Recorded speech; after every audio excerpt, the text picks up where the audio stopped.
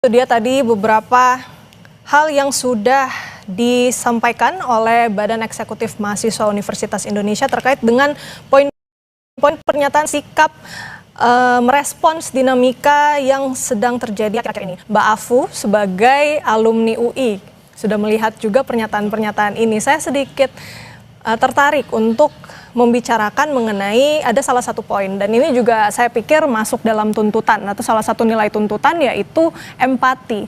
Tadi disebutkan dalam pernyataan itu bahwa mahasiswa melihat belum mendengar adanya permintaan maaf yang tulus. Sebenarnya seperti apa ungkapan yang harus dilakukan oleh pemerintah saat ini? Ya, sebelumnya saya ingin menyampaikan bahwa deklarasi atau statement tadi itu sangat penting dan cukup mengharukan ya, karena orang muda terutama mahasiswa itu adalah kompas moral dari sebuah bangsa. Jadi terlepas dari banyak berbagai hal yang terjadi dalam beberapa hari kebelakang gitu, ketika kita lihat orang-orang muda mahasiswa berdiri di depan menyampaikan statement yang jelas, saya kira itu sebuah sesuatu yang kita bisa berbangga.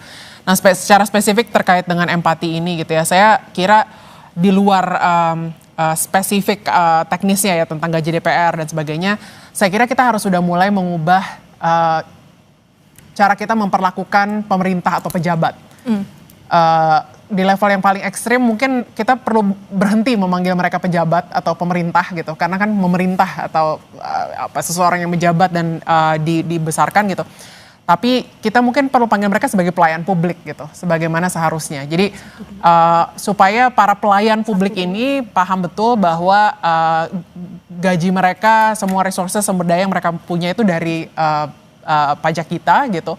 Dan bahwa tugas mereka dan satu-satunya fungsi mereka ada, mereka punya kekuasaan itu karena kita berikan untuk mereka kemudian membuat kebijakan yang membantu kita sebagai rakyat gitu. Jadi saya kira poin ketiadaan empati dan permintaan maaf itu, beberapa ada video permintaan maaf yang keluar ya, mulai dari Bu Puan, kemudian juga Eko Patrio dan Nafa Urbah dan semuanya yang lain.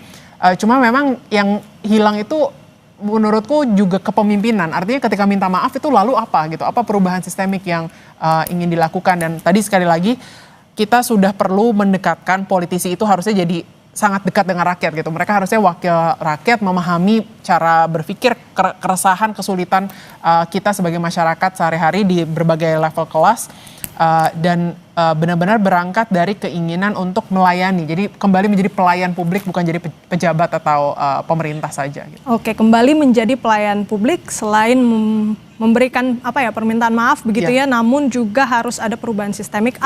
What's next yang harus dilakukan oleh pemerintah dan juga DPR?